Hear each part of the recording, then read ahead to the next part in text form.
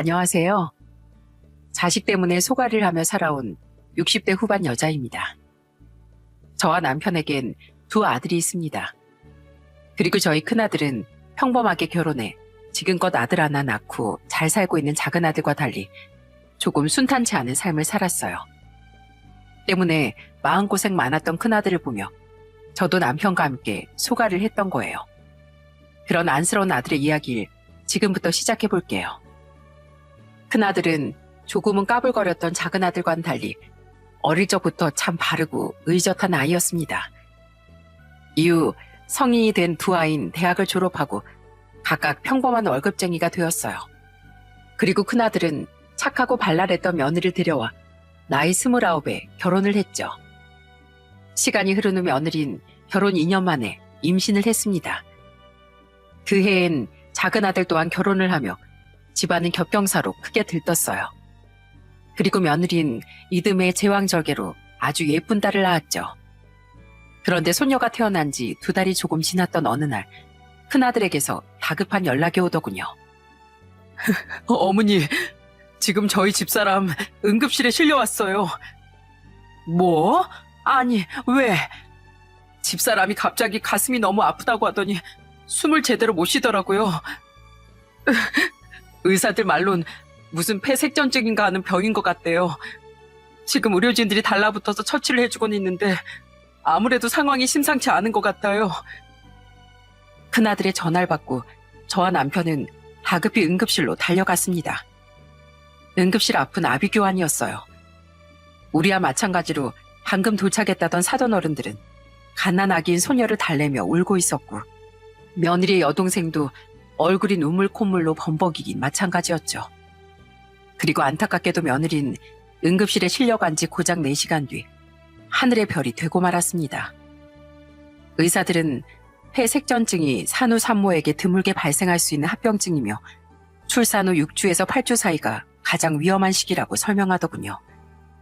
나중에 아들에게 들어보니 며느리는 그동안 숨이 차거나 어지러워하는 등의 경미한 증상이 있었다고 합니다.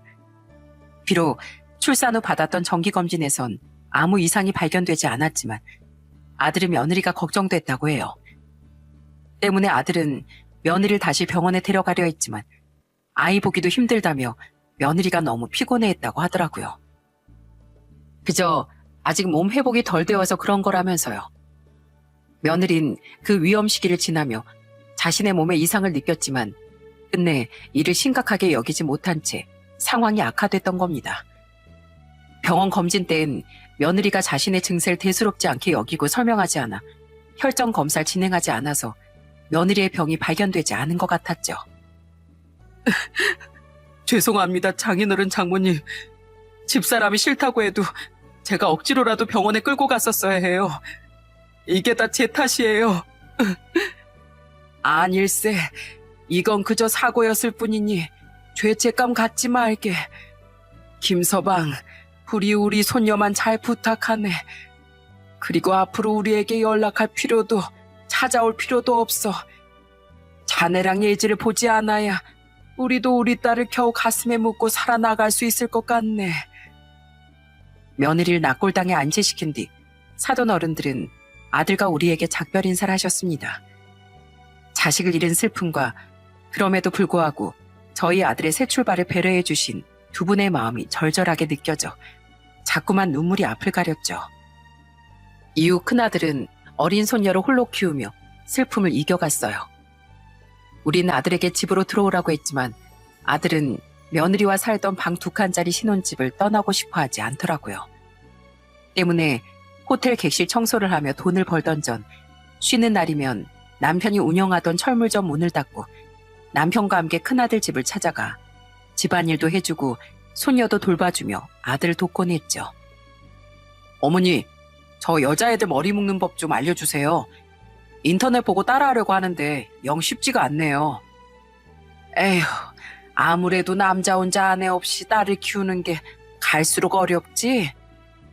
노력은 하고 있는데 갈수록 예지한테 미안해지긴 하네요. 역시 애들한텐 엄마가 있어야 하나 봐요. 아들은 시간이 흐르며 점차 손녀에게 엄마가 필요하다는 사실을 뼈저리게 느낀다고 말하더군요. 그제라도 아들과 합가를 제안하려고 했지만 설상가상 그 당시 남편의 몸이 많이 안 좋아졌어요. 남편은 몇 년간 철물점 문도 열었다 닫았다 하며 입원과 퇴원을 반복해야 했습니다. 때문에 돈 벌랴 남편 병간호하랴 정신이 없어 차마 손녀까진 제가 돌봐줄 여력이 안 되더라고요. 오히려 두 아들과 작은 며느리가 번갈아가며 남편 병간호를 저와 교대해주고 있던 때였으니까요. 그리고 겨우 남편의 몸이 많이 회복되었던 때 큰아들은 모두가 깜짝 놀랄 만한 중대 발표를 했습니다. 어머니, 아버지, 저 재혼하려고요. 엄마 손길 한번 제대로 받아본 적 없던 우리 예지를 위해서라도요. 더 늦기 전에 우리 딸한테도 엄마라는 존재의 따뜻함을 느끼게 해주고 싶어요. 이미 그 사람이랑 예지랑 몇 번 만났었는데요. 그 사람 우리 예지한테도 참 잘해주는 좋은 사람이에요. 얼마 뒤 아들은 소개로 만나 약 1년간 만남을 지속했다던 여자를 데려와 가족에게 인사시켰어요. 그 여자는 얼마 뒤 우리의 새 며느리가 되었죠. 그리고 처음 만난 날 새 며느리 이야기를 들어보니 참 힘겨운 삶을 살았더라고요. 그래, 한 번 이혼을 했었다고? 부모님은 두 분 다 계시고? 우선 부모님 얘기부터 드리자면 아니요, 저희 부모님은 저 5살 때 이혼하셨어요. 엄마가 술도 너무 좋아하고 사치도 심한 분이셨거든요. 그 뒤로 엄만 단 한 번도 저랑 오빠를 찾아온 적이 없어요. 그래서 아빠 혼자 공사 현장 일을 하면서 저랑 오빠를 키워주셨어요. 그래, 아휴, 부친께서 고생이 참 많으셨겠구나. 그래서 자식으로서 결혼해서 잘 사는 모습 보여드리려고 노력했는데요. 그게 쉽지가 않더라고요. 저희 집이 좀 가난했는데 전 홀 시어머니가 그런절 굉장히 마음에 안 들어 하셨거든요. 집안도 너무 차이나고 자기 외아들이 너무 아깝다면서요. 그런 거 다 알고서도 자기만 믿으라던 전 남편 믿고 결혼했던 건데 그 사람이 중간 역할을 너무 못해줘서 그 모진 시집살이를 다 견뎌내야 했어요. 그러다 나중엔 제발 내 아들 앞에서 사라지라면서 제 뺨까지 때리더라고요. 그래서 이대로 못 살겠다 싶어서 2살배기 아들을 두고 이혼한 거예요.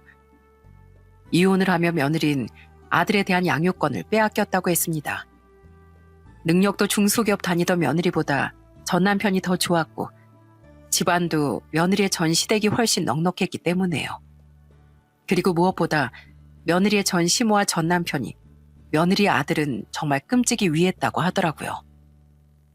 이혼한 뒤론 저 아들도 못 보고 살았어요. 전 시어머니라는 사람이 제가 애를 만나는 걸 끔찍하게 싫어했거든요. 사실 법적으로 제 권리를 주장하려면 주장할 수도 있었는데 전 남편이 그러는 거예요. 애를 생각하라고요. 분명 제가 애를 만나려고 하면 자꾸 자기 엄마랑 마찰이 있을 건데 애가 그걸 보고 자라면 나중에 얼마나 상처가 되겠냐고 하더라고요. 자기가 애는 정말 잘 키울 테니까 애 정서를 위해서 자기한테 애를 믿고 맡겨달라고 했어요. 애 아빠로선 얼마나 좋은 사람인지 잘 아니까 눈물을 머금고 애를 가슴에만 묻고 살았어요. 며느린 아이 얘기를 하며 눈물을 훔쳤습니다. 그리고 며느린 결혼 전에도 참 고생을 많이 했더라고요. 뒤늦게 정신을 차리긴 했지만 20대 중반까지 사고치고 살던 며느리의 오빠 때문에 돈도 많이 뜯기고 공사 현장에서 일하다 3번이나 크게 다쳤던 사돈 어른을 그런 오빠 대신 홀로 챙기기도 해야 했다고 했죠. 그 와중에 겨우 행복해지겠다고 했던 결혼 생활은 고생만 하다 실패했지 아이도 못 보고 살았지 정말 가슴이 짠하더군요. 그렇게 측은지심이 들던 와중 덧붙여진 며느리의 말을 듣고 참 속 깊은 아이라는 생각도 들었어요. 그런데 윤석 씨를 만나고 윤석 씨 딸인 예지를 만나게 되니 너무 기뻤어요. 이제 많이 컸을 저희 아들 생각이 나서 예지한테 더더욱 좋은 엄마가 되어주고 싶더라고요. 제가 왜 이렇게 제 과거 이야기를 자세히 하냐면요. 두 분이 저에 대해 걱정하실까 봐서예요. 아무래도 집안에 새로운 가족이 들어오는 건데 누군진 제대로 알고 들이셔야 적어도 손녀 걱정은 안 하실 것 같아서요. 마지막으로 며느린 이젠 자신도 정말 좋은 가족들 사이에서 행복해지고 싶다고 말했습니다. 정신 차린 오빠가 열심히 돈을 벌며 아빠도 모시고 살고 있으니 자신도 이제 마음 놓고 자신의 행복을 꼭 찾고 싶다고 말이죠. 저는 긴장했는지 눈에 눈물까지 글썽이던 며느리의 손을 꼭 잡아주었습니다. 그래, 말하기 힘들었을 텐데 네가 어떤 삶을 살았는지 우리에게 이야기해줘서 고맙구나.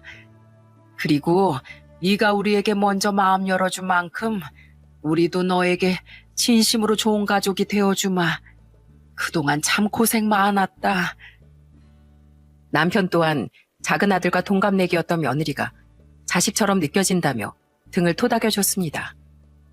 이후 우린 사돈어른과 사돈총각과 간단한 식사 자리를 가졌고 그렇게 며느린 우리의 새 가족이 됐어요. 그리고 며느리에 대한 안쓰러움에 저도 남편도 작은 아들 부부도 며느리에게 잘해주려고 노력했죠.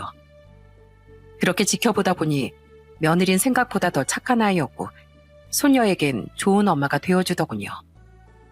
어머, 우리 예지 오늘 예쁜 옷 입고 머리방울도 예쁜 거 달았네. 엄마가 옷도 사주시고 머리끈도 예쁜 걸로 묶어주셨어요. 그래, 예진 새엄마가 생겨서 어때? 좋아? 네, 이제 저도 학교 가면 친구들한테 나도 엄마 있다고 자랑할 수 있어요. 엄만 요리도 잘하시고요. 맨날 제 입에 제일 먼저 맛있는 반찬도 넣어주세요. 제가 처음엔 엄마라고 잘 못 불렀는데요. 엄마가 그러셨어요. 엄마를 엄마라고 부르든 아줌마라고 부르든 엄마가 이제 제 엄마인 건 변하지 않으니까 제 마음이 내킬 때 그렇게 불러달라고요. 엄만 제 마음이 제일 중요하다고 하셨어요. 그래서 얼마 전부터 겨우 엄마라고 부르기 시작했는데요. 그때 엄마가 펑펑 우셨어요. 너무 고맙다면서요. 말도 마세요, 어머니. 집사람이 예지한테 얼마나 잘하는지. 요샌 예지가 아빠인 저보다 자기 엄마 옆에 꼭 붙어있을 때가 많아요. 그만큼 애엄마 정말 좋은 사람이에요. 며느린 아들에겐 좋은 아내, 손녀에겐 좋은 엄마가 되어주었어요. 게다가 저와 남편에게도 잘하고 사돈어른도 살뜰히 챙기는 효녀기도 했죠. 그런데 하늘은 그 착한 아이에게 아직도 못 준 시련이 남았었나 보더군요. 두 아이가 재혼한 지 고작 1년 남짓 뒤 며느리에겐 큰 슬픔이 찾아왔습니다. 며느리의 오빠가 친구들과 산으로 놀러 갔다가 그만 실족으로 세상을 떠난 거예요. 그리고 조문을 하고자 사돈 총각의 빈소를 찾아갔던 저와 남편, 그리고 작은 아들 부분, 그곳에서 충격적인 장면을 목격하고 말았죠. 여기가 어디라고 오세요? 네? 대체 여긴 어떻게 알고 온 거예요? 내가 내 아들 장례식장에 온다는데 왜 못 올 때 온 것처럼 말을 해? 네 애비랑 내가 같은 고향 사람인데 아들이 저 세상 갔다는 소식도 내가 못 듣겠니? 아니, 근데 넌 33년 만에 본 엄마한테 왜 이렇게 버르장머리가 없어? 네 애비가 널 그렇게 가르쳤냐? 하긴 그런 싹바가지 없는 인간이었으니 감히 날 집에서 쫓아냈지. 사돈 총각의 빈소로 이혼 후 단 한 번도 찾아온 적 없었다던 며느리의 모친이 찾아왔던 겁니다. 정말 아비규환이었어요. 며느리는 울며 불며 자신의 모친에게 소리치고 저희 큰아들은 놀라서 가슴을 부여잡고 있던 사돈 어른을 부축하고 있었죠. 그리고 그 모친이 찾아온 이유는 더더욱 우리를 경악하게 했어요. 조용히 하세요. 여긴 오빠 장례식장이라고요. 대체 여긴 왜 온 거예요? 네? 왜 오긴? 내가 네 오빠 저 세상 갔다는 소식 듣자마자 사람 써서 다 알아봤다. 걔가 사망보험 들어놨다며? 그리고 걔가 남긴 유산도 좀 있을 텐데 당연히 엄마인 나한테도 지분이 있지 않겠어? 그거 받으러 왔다.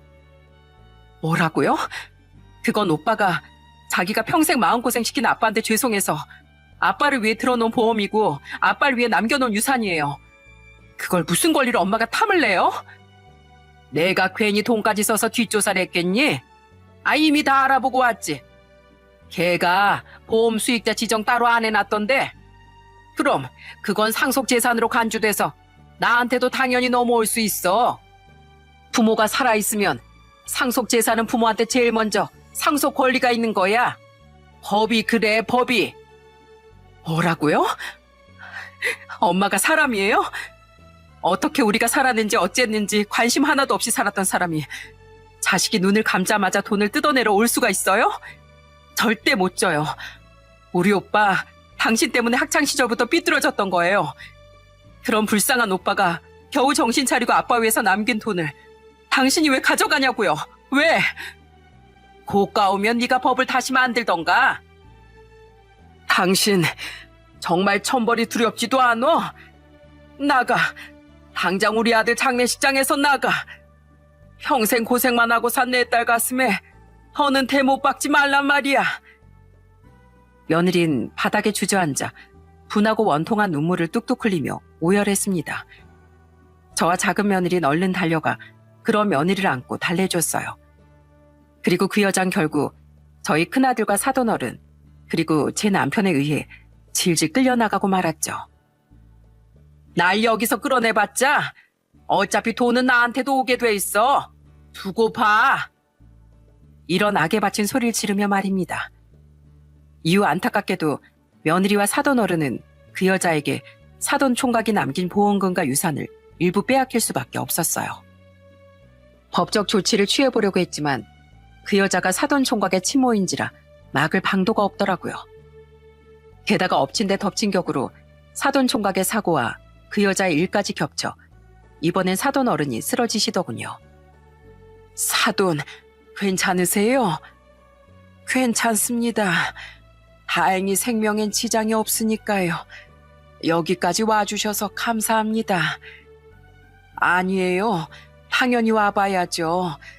애미야, 너 끼니는 챙기고 다니는 게야. 윤석이 너도 여긴 나랑 우리 양반이 있을 테니까 둘은 나가서 밥이라도 먹고 와. 우리 며느리도 사돈어른도 너무 걱정돼 몇 번이나 문병을 갔습니다. 다행히 사돈어른은 빠르게 쾌차하셨어요. 하지만 그때 일로 며느리의 인생이 정말 호락호락하지 않구나 싶어 안타까운 마음이 더더욱 많이 들었죠. 때문에 전 그날 이후 며느리 아들들보다 더 살뜰히 챙겨줬어요. 너무 많은 몸고생, 마음고생을 하며 살아온 며느리에게 기대를 언덕이 되어주고 싶었거든요. 게다가 큰아들도 며느리에게 힘이 되어주기 위해 정말 많은 노력을 했습니다.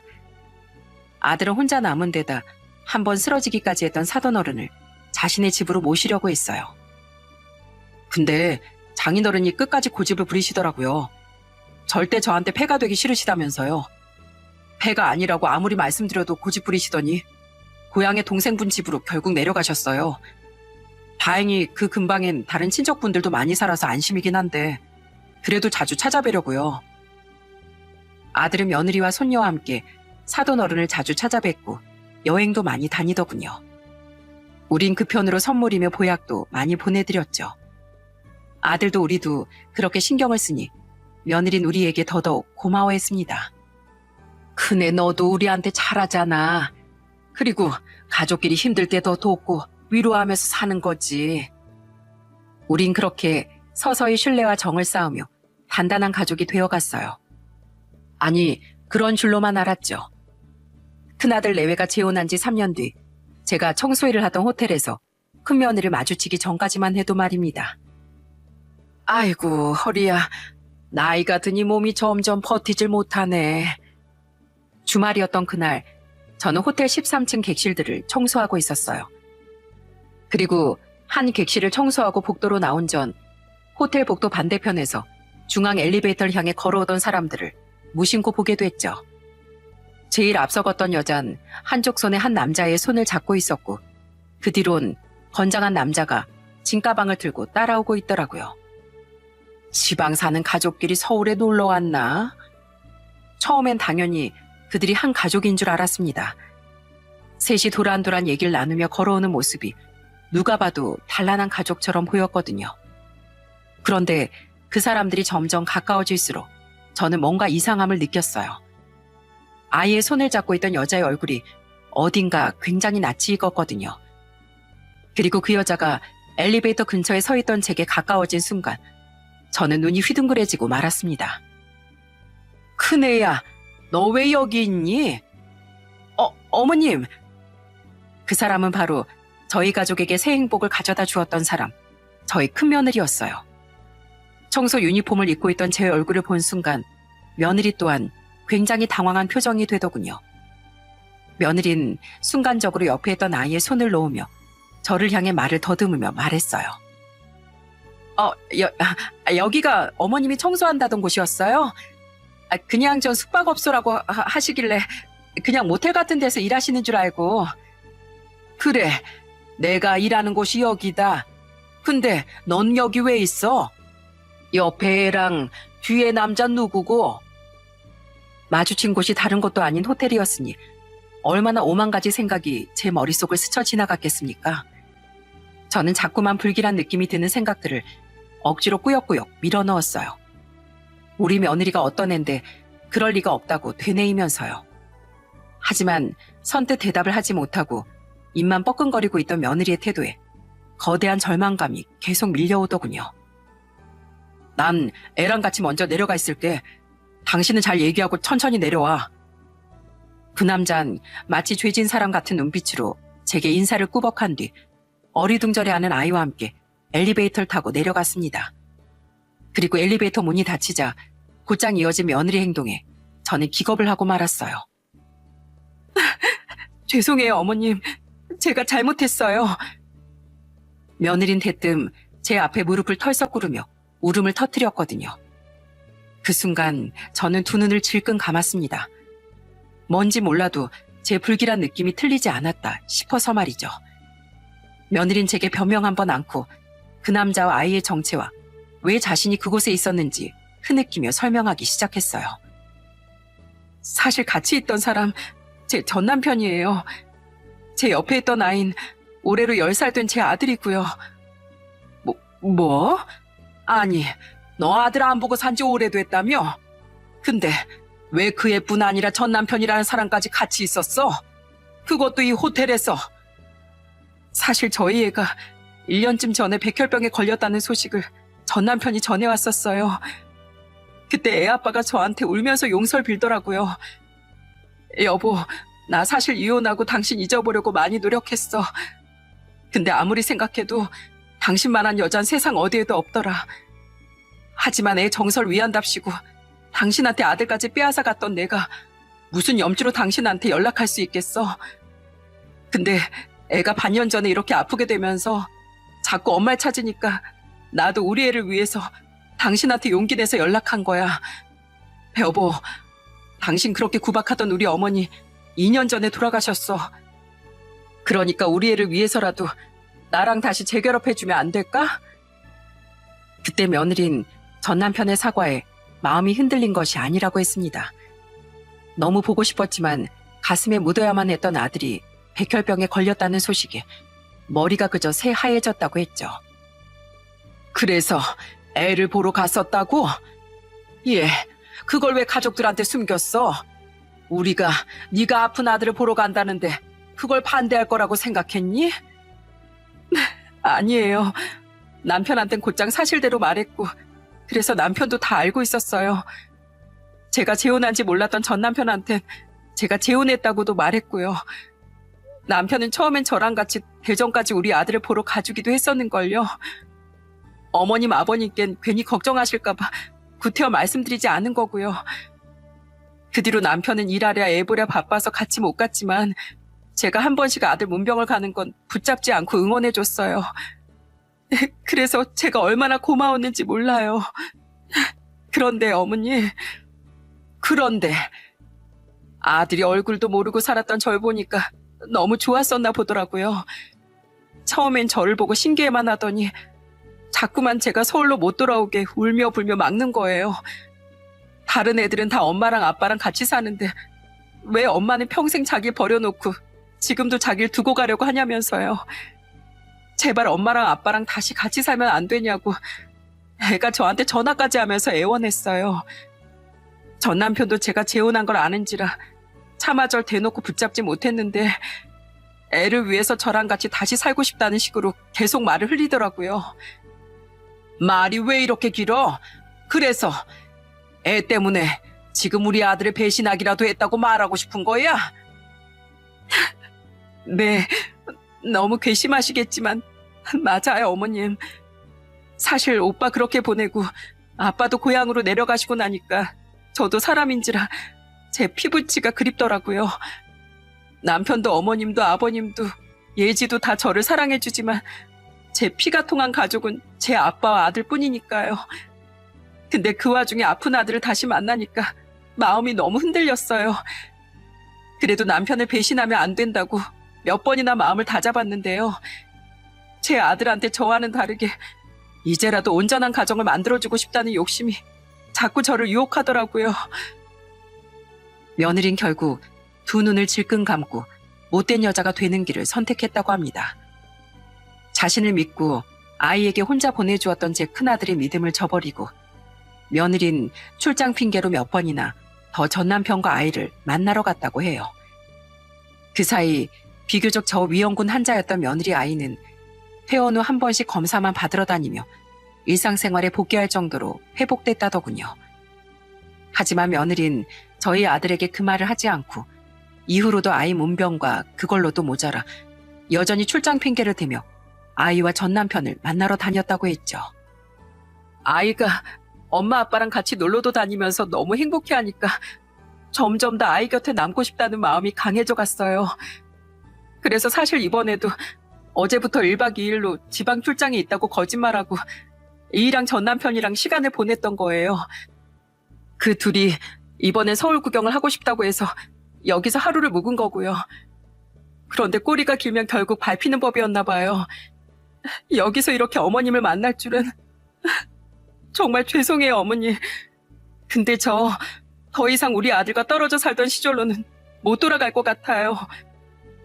그러니까 그냥 단순히 애를 보러 다닌 게 아니라 네가 정말 네 전 남편이란 사람하고 바람을 피우고 있었다는 거냐? 아이고 세상에. 어떻게 다른 사람도 아닌 네가 어떻게 이런 일이. 무릎을 꿇고 엉엉 울던 며느리 앞에 선 전 충격에 힘이 빠져 벽에 털썩 기대고 말았습니다.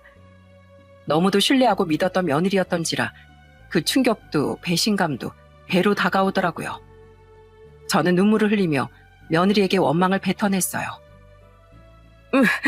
우린 정말 큰애 널 며느리를 넘어 딸처럼 생각하고 아껴줬다. 네 인생이 너무 고되고 가엽게 느껴져서 진심으로 우린 네 부모가 되어주고 싶었어. 우리 아들도 그런 너에게 얼마나 잘했는지 네가 더 잘할 거다. 그런데 아무리 약해 빠진 게 사람 마음이라지만 어떻게 네가 우리 아들을 배신할 수 있니? 하늘이 무섭지도 않어? 무서워요, 어머니. 저도 이게 잘못됐다는 거 너무 잘 알고 있었어요. 저도 제 아들만 아니었으면 이렇게까지 마음이 약해지지 않았을 거예요. 정말 죄송해요. 며느린 제게 울며 사과하면서도 결국 전 남편과 아이 곁으로 돌아가고 싶다는 뜻을 내보이더군요. 너무 큰 배신감에 손이라도 올려붙이려다가도 평소 우리와 손녀에게 너무 잘했던 며느리의 모습이 겹쳐 보여 차마 그럴 수도 없겠더라고요. 저는 힘없이 눈물을 닦고 청소 카트를 밀며 자리를 벗어났습니다. 어머니, 부르지도 말거라. 이미 넌 내 며느리로 남을 생각이 없는 앤데 왜 날 어머님이라고 부르니? 나마저 일하러 가봐야 한다. 여기서 너랑 나랑 둘이 입씨름 해봤자 뭐가 달라지겠니? 하지만 이것만은 알아둬라. 아무리 착한 사람이어도 사람이 사람 가슴에 피멍들게 하면 언젠간 자기 가슴엔 구멍이 뚫리는 법이라는 걸 말이야. 너로 인해 내 아들과 가여운 내 손녀가 받을 상처에 대한 대가 넌 언젠가 분명히 치르게 될 거다. 며느린 울며 저를 불렀지만 저는 애써 뒤돌아보지 않고 청소를 하러 다른 객실로 들어갔습니다. 더 이상 며느리에게 무슨 말을 해야 될지 도저히 몰라서 자리를 뜬 거죠. 그리고 들어간 객실에서 저는 바닥에 주저앉아 아주 서럽게 오열하고 말았어요. 며느리에 대한 배신감과 또다시 아내와 엄마라는 존재로 인해 상처받을 아들과 손녀에 대한 안쓰러움이 밀려왔거든요. 그리고 겨우 청소를 마치고 다시 복도로 나갔을 때 이미 며느린 그곳에 없었죠. 그날 무슨 정신으로 일을 마쳤는지 모르겠습니다. 겨우 일을 마무리한 전 떨리는 가슴을 진정시키고 우선 큰아들에게 전화를 걸었어요. 아직 며느리가 전화하지 않은 건지 아들은 명랑한 목소리로 제 전화를 받더군요. 저 지금 집에 혼자서 쉬고 있어요, 어머니. 예진 친구 집에 놀러 가서 저녁이나 되어 올 거고요. 집사람은 어제 출장 갔다가 저녁 다 돼서나 온다고 했어요. 무슨 회사가 이렇게 자주 사람을 주말까지 출장 보내는지 몰라요.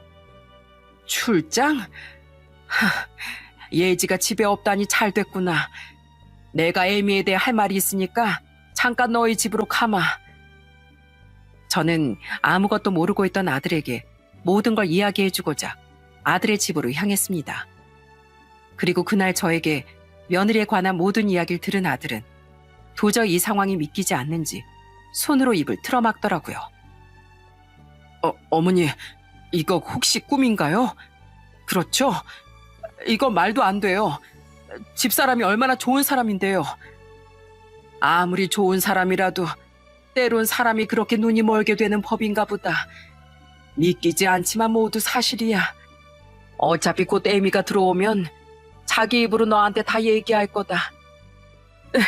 불쌍한 내 아들, 내 손녀. 어떻게 이렇게 지지리도 아내 복도 엄마 복도 없단 말이냐. 대체 너희가 무슨 잘못이 있다고. 어머님, 여보. 그 순간 타이밍 좋게도 며느리가 집에 들어오더군요. 아마 며느린 저와 헤어진 후 전 남편과 아이를 보내고 돌아온 것 같았죠. 며느린 눈물을 흘리고 있던 저와 아들을 번갈아 보더니 서서히 고개를 푹 숙였습니다. 그리곤 이내 바닥으로 며느리의 눈물이 투둑하고 떨어지더라고요. 아들은 그런 며느리를 향해 악에 바친 듯 소리를 질렀어요. 눈물부터 흘리는 걸 보니까 어머니 말이 다 사실이구나. 당신이 어떻게 나한테 이럴 수가 있어. 내 전처 떠나보낸 상처 당신이 이젠 평생 어루만져 주겠다며. 나랑 우리 예지가 당신에겐 제일 소중한 가족이라며. 난 그 말을 믿고 당신 전 남편이 항상 같이 있던 당신 아들에게 거리낌 없이 당신을 보냈던 거야. 나 시간 될 때 같이 내려가자던 내 말에 절대 전 남편하고 아무 일도 없을 거란 당신 말을 믿고. 나도 자식 있는 사람이니까 아픈 자식이랑 떨어져 있던 당신 마음이 얼마나 아플까 싶어서. 근데 내 그런 믿음을 이렇게 배신으로 갚는 거야? 내가 당신을 얼마나 믿었는데. 미안해, 여보. 나도 정말 당신하고 예지를 배신하지 않으려고 안간힘을 썼어. 근데 내 마음이 내 마음대로 되지 않았어. 정말 미안해. 미안하다면 다야? 그래, 난 그렇다고 쳐. 근데 우리 예지는 어떡할 거야? 이럴 거면 처음부터 예지한테 엄마가 되어주겠다는 소리는 하지 말던가. 우리 예지한테 잘해주지나 말던가. 태어나자마자 엄마 잃은 애한테 이렇게 또 엄마를 잃게 해? 당신애만 중요하지? 당신이 진짜 우리 예지를 딸로 생각했다면 절대 이럴 수 없어. 아니야. 나도 우리 예지 진심으로 딸처럼 생각하고 아꼈어. 근데 여보, 우리 지훈인 내 배 아파서 나온 진짜 아들이잖아. 나를 닮은 내 아들이 자꾸 자기랑 같이 살자고 매달리는데 그걸 어떻게 외면할 수 있었겠어. 물론 그렇다고 내가 전 남편한테까지 마음이 흔들린 건 용서받지 못할 죄라는 거 알아. 그래도 여보, 예지를 생각한 내 마음은 진짜야. 다만 나한텐 우리 아들이 더 크고 소중했을 뿐이야. 그 어떤 변명을 늘어놔도 당신은 지금 그저 가정을 배신한 배신자일 뿐이야. 새 가정을 꾸린 이상 당신은 이 가정을 우선시할 책임이 있으니까. 나랑 우리 딸 가슴에 이런 상처를 남긴 당신, 나 절대 용서 안 할 거야. 며느린 차마 아들에게 이혼해달라는 말도 못하고 눈물을 흘리며 용서만 빌었습니다. 배신감이 너무 컸던 아들은 그런 며느리에게 원망을 퍼부으며 함께 눈물을 흘렸죠. 그 모습을 우두커니 서서 보고 있자니 저도 눈물이 멈추질 않더군요. 결국 저는 더 이상 그 어떤 말도 없이 흐느끼기만 하던 두 아이를 두고 집으로 돌아왔어요. 상처를 받은 아들을 위로해주고자 잠시 아들을 꽉 안아준 뒤 말이죠. 제가 그곳에 있다고 한들 상황이 나아지는 것도 아니었고 저 없이 두 사람끼리 어떤 대화든 할 시간이 필요할 거라 생각했거든요. 그리고 집으로 돌아온 전 일찍 철물점 문을 닫고 돌아와 있던 남편에게도 이 모든 사실을 이야기해 주었습니다. 큰애가? 세상에 정말 믿을 사람 하나 없다더니 정말 큰애가 그랬다고? 아휴, 불쌍한 우리 윤석이. 예진 이제 어떡하노. 당신도 많이 놀랐지? 내가 놀란 게 뭐 대수인가요? 그저 우리 아들하고 손녀가 너무 불쌍해서 자꾸 이렇게 눈물이 나는 거죠. 우선 윤석이가 뭐든 연락을 줄 테니 우린 조용히 윤석이가 일을 해결하길 기다려 줍시다. 그로부터 이틀 뒤 큰아들 내외는 함께 우리를 찾아왔더군요. 다행히 소녀는 큰아들 집 근처에 살던 모든 이야기를 들은 작은아들 내외가 한동안 맡아주고 있었죠. 며느린 저와 남편 앞에 앉아 고개를 숙인 채 다시 한번 용서를 빌었어요. 제가 정말 모두에게 씻지 못할 죄를 지었습니다. 정말 죄송합니다. 가족 모두가 준 은혜를 원수로 갚은 죄, 평생 잊지 않고 짊어지며 살아갈게요. 행복해지지 않을게요. 정말 죄송합니다. 어머니, 아버지, 이 사람 이틀 동안 집에서 밥도 안 먹고 저한테 용서를 빌었어요. 그리고 어제 이 사람 전 남편이라는 사람도 집에 찾아와서 저한테 무릎 꿇고 사죄하더라고요. 자기가 그랬으면 안 됐던 건데 이기심에 눈이 멀었었다고요. 처음엔 너무 화가 나서 도저히 용서하기 힘들었는데요. 그렇다고 제가 이혼 안 해주고 상간자 소송을 건다고 한들 뭐가 달라지겠어요. 이제 이 사람하고 제 관계는 더 이상 돌이킬 수도 없고 애초에 이 사람하고 전 더 살 생각도 없는데요. 며느리의 전 남편은 아들에게 사과하러 찾아오며 아직 백혈병이 완치되지 않았던 자신의 아들을 데려왔었다는군요. 차마 어디 맡길 데가 없었다면서요. 그리고 자신의 앞에 무릎 꿇고 울고 있는 며느리와 그놈을 보며 그 아이는 겁에 질려 엉엉 울었다고 해요. 그 모습을 보는데 그 아픈 애 또 무슨 잘못인가 싶더라고요. 그리고 어른들 싸움에 결국 상처받는 건 애들일 뿐이잖아요. 그 애도 우리 예지도요. 그래서 저 그냥 그놈 얼굴에 주먹 한 대 날리곤 가라고 했어요. 그리고 이 사람도 별다른 소송 없이 그냥 자기 애한테 보내주려고요. 말씀드렸듯이 어른들 싸움에 애들이 상처받고 싶게 하고 싶지도 않고 무엇보다 이 사람 그동안 우리 가족하고 예지한테 진심으로 잘했던 건 사실이잖아요. 특히 우리 예지한테 엄마의 사랑이 뭔지 알게 해준 거 그거 보고 그냥 마지막으로 이 사람 용서 못해도 봐주려고요. 소송도 안 걸고 그냥 이대로 보내준다고? 그럼 윤석이 네 마음은 정말 괜찮겠냐?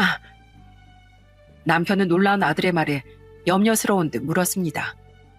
저 또한 며느리를 향한 원망 반, 이혼은 남겨질 아들의 고통에 대한 염려 반으로 덧붙였죠. 그래, 아무것도 안 하면 네 마음에 깊은 응어리가 지지 않겠어? 게다가 얘 전 남편이란 사람 네 마음 약해지도록 일부러 자기 아들 데리고 온 거 아니냐? 저도 그럴 수도 있다고 생각했는데요. 그 일로 그의 가슴엔 오히려 길이길이 그날의 장면이 남게 될 거예요. 그 죄도 없는 애 가슴에 이미 큰 상처가 생긴 거죠. 애 앞에서 평생 부끄러운 마음으로 살아가는 게 이 사람하고 그놈에게 진정한 벌이 아닐까 싶네요. 둘 다 애를 그렇게 사랑한다고 하니까요. 위자료 그거 몇 푼 받아내봤자 제 기분이 풀리지도 않을 테고 전 그 시간에 차라리 우리 예지한테 사랑이나 더 줄래요. 그리고 전 이 사람으로 인한 분노를 가슴에 품고 살기보단 저랑 우리 딸 행복만 생각하면서 앞으로 살아갈 거예요. 그게 저 스스로한테 훨씬 이득이고 현명한 방법이니까요. 복수보단 나 자신의 행복을 생각하며 살아가는 게 현명한 일이라는 걸 머릿속으론 이해했습니다. 하지만 그 말을 당장 실천하기가 어디 쉽나요? 그런데 아들은 그 어려운 일을 몇 번이나 고뇌한 끝에 해냈나 보더라고요.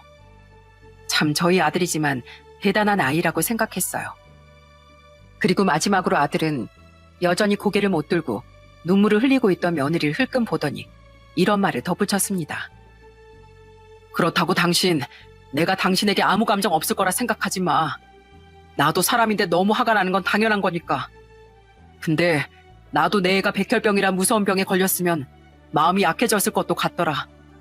물론 그렇다고 바람이라는 건 절대 해서는 안 되는 행동인 건 맞아. 하지만 당신이 여태껏 우리 예지한테 진심으로 잘해준 거, 마지막까지 비겁하게 그냥 도망치지 않고 우리 부모님께 용서 빌겠다고 지금 여기 온 거, 그리고 그동안 당신이 살아온 불쌍한 삶을 생각해서 그저 당신 아들이 건강해지길 빌어줄게. 우리 아들이 이렇게 생각을 정리하고 판단을 내리기까지 혼자 얼마나 괴로웠을지 애미 나나 안다. 그러니 우리 아들을 생각해서 나랑 네 시애비도 너에게 악담은 않고 보내주마.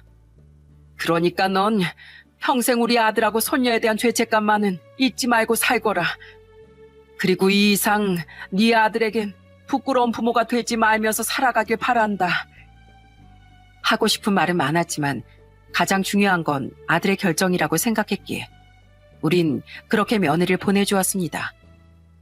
이후 며느린 집을 나가며 손녀를 꼭 안곤 이렇게 말해줬다더군요. 예지야, 엄만 우리 예지 많이 사랑하는데 그만큼 너무 사랑하는 엄마 친아들이 아파서 옆을 지켜줘야 돼. 끝까지 예지 옆에 좋은 엄마로 남아있지 못해서 너무 미안해. 그래도 예지야, 비록 나는 다시 내 아들의 엄마로 돌아가지만 잠시나마 예진이 엄마로서 널 사랑했다는 건 진심이었어. 우리 착한 예지, 엄마가 항상 어딘가에서 우리 예지 행복하라고 기도하면서 살게. 정말 미안해 예지야. 아들과 며느린 상의 후 손녀에게 너무 깊은 진실은 평생 말해주지 않기로 했다고 해요. 그리고 해줄 수 있는 말 안에서 최대한 솔직하게 말해주며 좋은 이별을 하는 거. 그것이 손녀를 위해 며느리가 해줄 수 있는 마지막이라고 생각했다더라고요. 며느리 감싸기 위해서가 아니라 그게 엄마를 너무 좋아했던 손녀가 최대한 덜 상처받을 수 있는 길이었으니까요. 근데 어머니, 예지도 벌써 11살이라 알 건 눈치로 다 아는 모양이더라고요. 그런 자기 엄마한테 가지 말라는 애원 한 번 없이 애가 의젓하게 웃으며 손을 흔들어 주는 거 있죠? 근데 그 사람 완전히 떠나고 난 뒤엔 저한테 안겨서 한참을 펑펑 울더라고요. 엄마 진짜 아들은 좋겠다면서요. 아휴, 얼마나 가슴이 미어지던지 정말 하늘에 있는 전처가 너무 보고 싶었어요. 그 말을 듣는데 다시금 며느리가 너무 원망스러워지더군요. 하지만 저와 큰아들이 엉엉 울던 손녀를 떠올리며 가슴 아파한 만큼 며느리 또한 백혈병에 걸린 자신의 아이를 보며 마음이 크게 약해졌을 거라 애써 그렇게 생각을 다듬었어요. 아들이 내린 어려운 결정을 끝까지 믿고 지지해주고 싶었거든요. 손녀를 제외하면 사실 가장 힘든 사람은 아들이었으니까요. 죄송합니다. 김서방도 두 분도 참 좋은 사람들이었는데 애비인 제가 입이 10개라도 할 말이 없네요. 하지만 저희 딸이 평생 얼마나 힘겹게 자신을 희생하고 살아왔는지 잘 알아서 차마 제가 딸을 안 보고 살 수도 없네요. 그저 저희 딸이랑 같이 저도 평생 김서방하고 우리 예지 그리고 두 분께 속지 않은 마음으로 살겠습니다. 이혼 후 사돈 어른은 우리와 아들에게 전화해 진심으로 사과를 하셨습니다. 우린 두 번째로 큰며느리를 완전히 떠나보내게 됐어요. 할머니, 학교 다녀왔습니다. 할머니, 제가 오면서 떡볶이 사왔어요. 이따 아빠랑 할아버지 돌아오시면 같이 먹어요. 그렇게 벌써 2년이 흐른 지금 저와 남편은 큰아들과 손녀와 함께 살고 있어요. 어차피 아들은 전 며느리와 재혼하며 첫 번째 며느리와 살던 집에서 이사를 했었으니 더 이상 아들에겐 떠나고 싶어 하지 않을 집이 없었습니다. 그리고 저는 전 며느리의 일 이후 일을 그만두고 주부로서의 삶을 살고 있어요. 일을 하다 보면 자꾸 그때의 기억이 트라우마처럼 떠올랐고 이제 나이 때문에 일이 힘에 부치기도 했거든요. 때문에 이젠 제가 손녀를 보살펴줄 여건이 되기도 했고 합가하지 못할 이유가 아무것도 없었기에 먼저 합가를 제안했던 거예요. 저는 이렇게라도 손녀 옆에 있어주며 손녀에게 엄마의 빈자리를 채워주고 싶었습니다. 2번이나 엄마를 잃은 손녀의 상심이 어땠을지 잘 알고 있으니까요. 다행히 손녀는 다시 엄마를 잃은 슬픔을 이겨내고 착하고 바르게 자라주고 있어요. 그리고 큰아들은 더 이상 재혼을 이용해 손녀에게 엄마의 빈자리를 채워주고 싶지 않다고 말하곤 합니다. 물론 세상 어딘가엔 끝까지 예지한테 엄마로 남아줄 좋은 사람이 있을 수도 있어요. 그래도 전 더 이상 그런 불안정한 도박에 희망을 걸고 예지 마음에 더는 상처를 주고 싶지 않아요.